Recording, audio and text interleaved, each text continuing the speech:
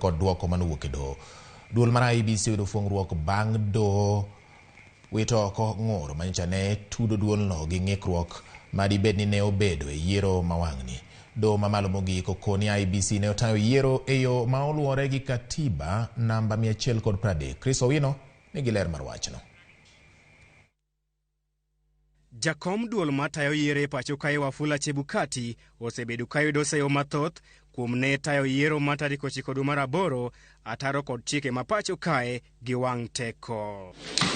Ogaye mar Azimio la Umoja Raila Odinga kod jalupne Martha Karua ne odagi duoko mag yiero mane oyango William Ruto kaka jatend piny moyier, ka giwacho ni Wafula Chebukati ne oloko duoko mag yiero mar miyo William Ruto loch. Kata kamano, Chebukati osebedo kochung' kar tiende ni ne otayo yiero ma tarik 9 dwe mar 8 e yo mar ratiro kaluwore gi chike mag yiero.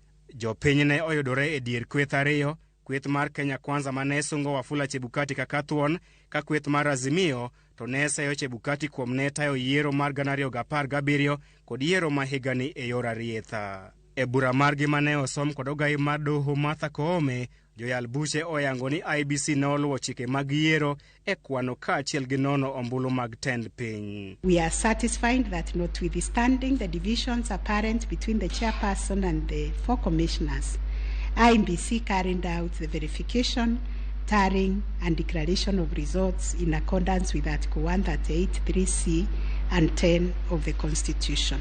Doho ne owacho ni kata doko ne ntiere ywarok e kind commissioners mag IEBC, ywarok makamano dak pim kod ratiro mag oganda maromo milion 14 mane owuok oko mar luto ombulu. In the absence of any evidence of violation of the Constitution and our electoral laws, how can we upset an election in which the people are participating without hindrance, as they made their political choices pursuant to Article 38 of the Constitution? To do this would be tantamount to subjecting the sovereign will of the Kenyan people to the quorum antics of IEBC. Ne gimedo wacho ni commissioners 4 mag IEBC mane obalo kod duoko mane ogol kod Wafula Chebukati ne opwodho ikrok duto mane IEBC oketo ne yiero ma higani e kinde mane gibalo kod duoko makamano, gino manyiso ni IEBC ne ok oketho chik moro amora e timo ikrok mare ne yiero ma higani. Indeed, at the Serena Hotel press briefing, the 4 commissioners acknowledged that thus far the entire election had been managed efficiently and credibly.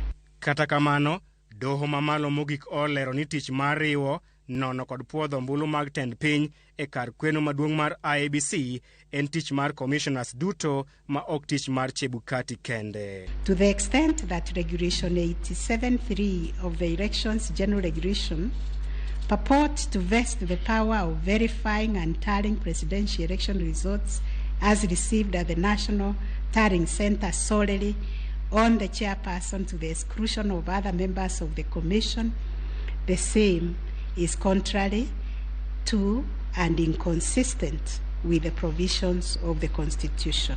Joyal buche 7 mag doho mamalo mogik bende oluwo ni ywarok mane omienje kind commissioners mag IEBC oken picha maber kaluwore gi ting' mapek ma oganda jo Kenya omiyogi, ka gilero ni tiere dwaro mar timo lokruok maduong' e chike matayo IEBC.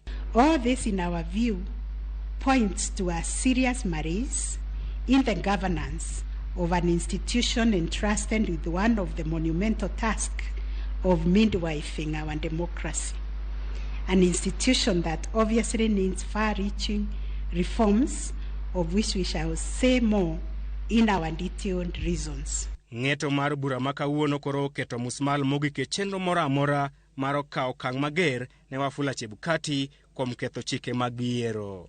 Jakom duol matayo yiero e pacho kae Wafula Chebukati sani koro chunye nyalo yweyo bang' ka joyal buche 7 duto mag doho mamalo mogik chung' kode ka wacho ne otayo yiero kaluwore kod chike ma pacho kae, kama e thuolo mokwongo ma joyal buche 7 duto mag doho mamalo mogik ochung' kod IEBC kuom tayo tije kaluwore kod chike ma pacho kae.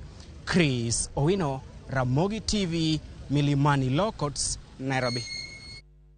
Doho mamalo mogik koro ne owito oko ng'ur manyicha ne ochwala ka ikwedo godo kaka duol mar IEBC ne otiyo gi lony manyasani e tayo yiero ma okalo. Jong'ad bura e doho no koro